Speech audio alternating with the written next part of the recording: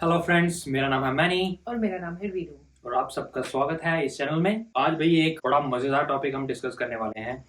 मैं हमेशा फेवर करता हूँ यूके में रहने के लिए और रीनू हमेशा फेवर करती है इंडिया। सपोर्ट। ऐसा नहीं है कि मैं इंडिया का सपोर्ट नहीं करता, लेकिन मुझे बेटर लगता है यूके में रहना और इसको लगता है इंडिया में बेटर लगता है। फन एक्टिविटी करने वाले हैं क्योंकि हम दोनों कंट्रीज में रह चुके हैं, हम इंडिया में भी रह चुके हैं और अब हम यूके में रह रहे हैं। आई थिंक इतने साल हमें हो चुके हैं कि हम एक काइंड ऑफ एक आइडिया लगा सके। आज होने वाला है competition between UK and India. मैं सपोर्ट करने वाला हूँ यूके को और ये सपोर्ट करेगी इंडिया को। हम डिस्कस करेंगे कुछ टॉपिक जैसे कि health, education, cost of living, family, weather, wages and taxes. ऐसी बहुत सारी चीजों को हम डिस्कस करने वाले हैं। तो शुरू करें।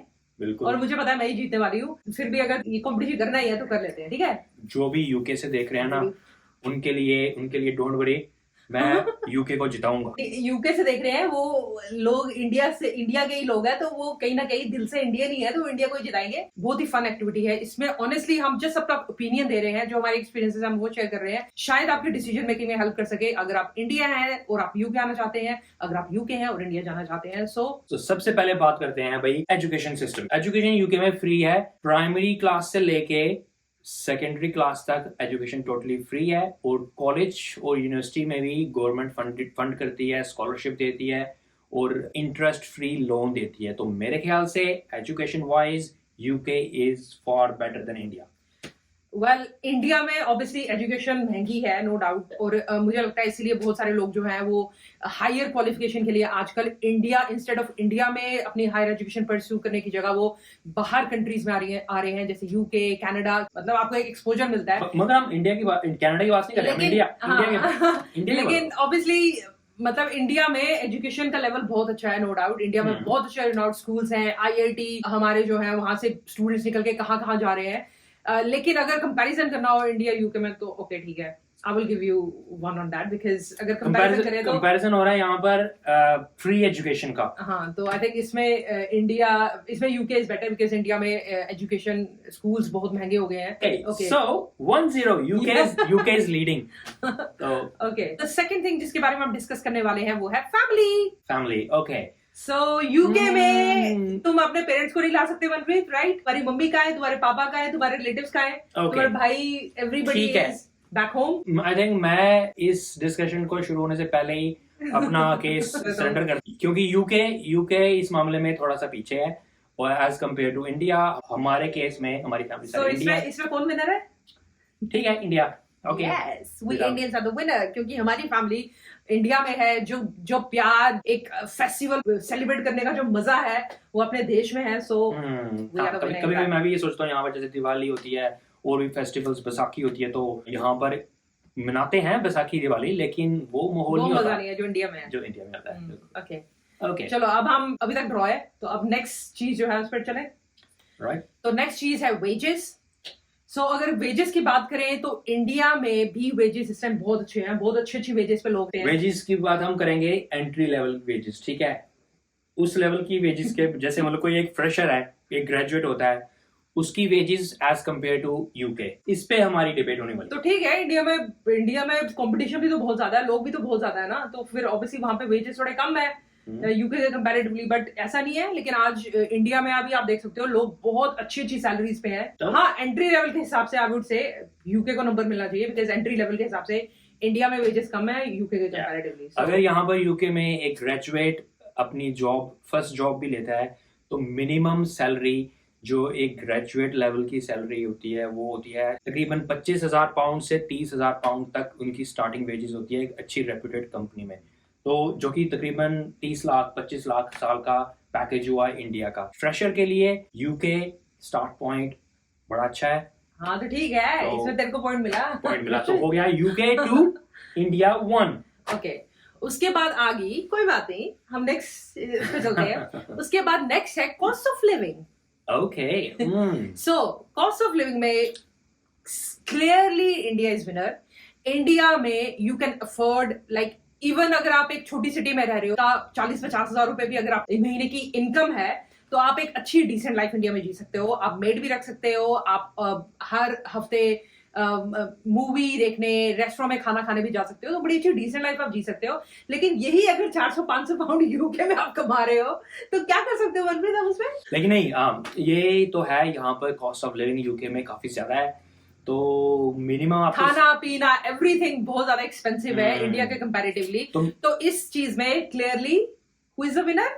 इंडिया इज अ विनर, क्योंकि यहाँ पर आपको मिनिमम सरवाइव करने के लिए तकरीबन 2000 पाउंड तो चाहिए। इस बात को मैं वो थोड़ा ऐड करती हूँ। तो अगर आप यूके आ रहे हैं, जैसे आपको कोई ऑक्यूपेशनल वीजा पे, जैसे हेल्थ केयर वीजा कोई लगा आपका एज ए नर्स या फिर आप, तो यार ये चीजों का ध्यान रखना कि अगर आप अपनी फैमिली को लेके आ रहे हो तो ये मेक श्योर करना कि कल को अगर आपका हस्बैंड या मतलब आपका पार्टनर, चाहे वो आपका हस्बैंड है चाहे वो आपकी वाइफ है, वो भी काम करे तो बहुत अच्छा रहेगा। क्योंकि यार अकेले बंदे के कमाने से, इवन अगर आप आफ्टर टैक्स 2500 तक भी ले रहे हो तो यार लाइफ यहाँ पे बहुत डिफिकल्ट है, because UK is expensive, UK बहुत एक्सपेंसिव है। तो अगर आपको कोई ये बोल रहा है ना कि यार 2500 पाउंड में बड़ा आराम से तू रह सकता है, तो यार आई डोंट थिंक सो। आप मतलब सेविंग पॉइंट ऑफ व्यू से I don't think so you will be able to save that much with 2500। तो 2000-2500 पाउंड जो होता है वो हैंड टू माउथ होता है फॉर एक फैमिली के लिए।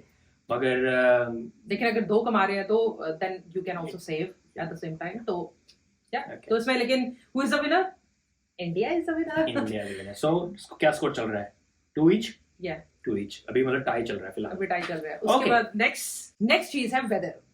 सो वेदर में मनप्रीत को हंसी आ गई। कुछ भी बोलने से पहले मैं बता दूं, आई लव यहाँ का वेदर, यहाँ का ग्लूमी, बिना सूरज के जो दिन निकलते हैं और रातें हो जाती हैं बिना सूरज के, मुझे इतना अच्छा लगता है यहाँ पर।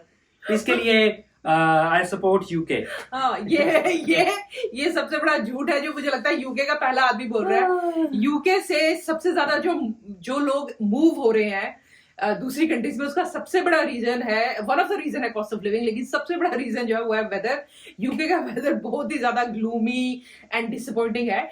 मैं ये नहीं कह रही हूँ कि अच्छा नहीं है, जब अच्छा होता है तो यार वही होता है ना कि बड़े दिनों बाद आपको चॉकलेट मिल गई तो स्वाद आता है ना खाने का, वैसे बड़े दिनों बाद धूप निकल गई तो आपको होता है वाह यार आज धूप निकल गई। इंडिया हमारा इज द बेस्ट, क्योंकि हमारे इंडिया में हर वेदर होता है, चाहे वो समर हो, विंटर हो, ऑटम हो या स्प्रिंग हो। So we are the clear winners. पर मुझे ना बारिश में भीगने का और तूफान में फंसने का, कहीं मैं जा रहा हूँ कहीं मैं हॉलिडे पे जा रहा हूँ, वहां पर हमेशा एकदम चेंज वेदर हो जाता है, एकदम बारिश आने शुरू हो जाती है, मुझे बड़ा अच्छा लगता है। so ये झूठ बोल रहा है।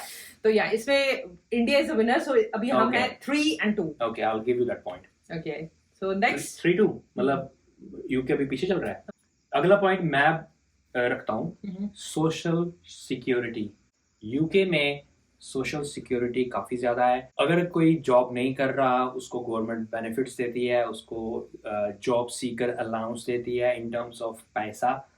अगर वो डिसेबल है उसको डिसेबिलिटी अलाउंस मिलता है, चाइल्ड बेनिफिट मिलता है, फ्री एजुकेशन तो मैं पहले ही बोल चुका हूँ, उसमें तो यूके नंबर 1 था ही इंडिया से। इस केस में I think UK is for better than India. यहाँ पर सोशल सिक्योरिटी है, अगर कोई काम पे बीमार भी हो जाता है तो उसको सिक पे मिलती है जो कि फुल पेड होती है। आई थिंक इसमें मैं मनप्रीत के साथ अग्री करूंगी, करना तो नहीं चाहती बट करना पड़ेगा। यस, यूके में सोशल सिक्योरिटी है। सोशल सिक्योरिटी इन अ वे ये नहीं है कि आप स्टूडेंट आ रहे हो इंडिया से और आपको लग रहा है कि आपको सोशल सिक्योरिटी आपके लिए नहीं, बट एज अ सिटीजन अगर आप यहाँ पे मतलब आपको ILR मिल जाती है तो आपको कुछ सोशल सिक्योरिटीज मिलेंगी, जैसे कि आफ्टर अचीविंग योर ILR या फिर British citizenship you can apply for benefits, but obviously I would never encourage anyone to do any such things. लेकिन एक kind of social security है। जॉबलेस हो जाते हो all of a sudden, then there is job allowance for you, घर में रहने के लिए पैसा नहीं है तो गवर्नमेंट आपको सपोर्ट करेगी in terms of benefits। तो हाँ, ये एक चीज है, सोशल सिक्योरिटी है यूके में, which I don't think so India में है। इंडिया में अगर आप जॉबलेस हैं तो मुझे नहीं लगता कोई आपकी मदद कर सकता है, गवर्नमेंट आपकी मदद कर सकती है। आपको खुद अपनी मदद करनी है, आपको खुद जाना है, एप्लीकेशंस अप्लाई करना है। तो यार इसमें ठीक है, देखो पॉइंट मिल जाता है। और अब हम हैं हमारा बराबरी पे 3-3 टाई चल रहा है दोबारा से। तो नेक्स्ट जो पॉइंट है वो अब मैं बोलती हूँ कब तक तू विनर बनेगा। नेक्स्ट पॉइंट है जो मेरे हिसाब से है वो है टैक्स। यूके में टैक्स बहुत ज्यादा है। यूके में टैक्स स्टार्ट होता है 20% से। सो आप इमेजिन कर सकते हो कि यहाँ का अलाउंस है 12,500, मतलब आप लाख रुपए के तकरीबन अगर आप महीने का कमा रहे हैं तो आपको कोई टैक्स नहीं देना है, सिर्फ नेशनल इंश्योरेंस देना है और ऑब्वियसली अगर आपकी कंपनी का पेंशन पॉलिसी जो भी है वो देनी है। लेकिन अगर आप लाख रुपए से ऊपर महीने के कमाते हो तो आपको देना होगा 20% टैक्स और anything you are earning more than 1 lakh. ये मैं इंडियन तरीके से आपको एक रफ आइडिया दे रही हूँ। तो अगर आप 1 लाख रुपए से जो भी पैसा ऊपर कमा रहे हैं उस पर आपको 20% टैक्स देना होगा।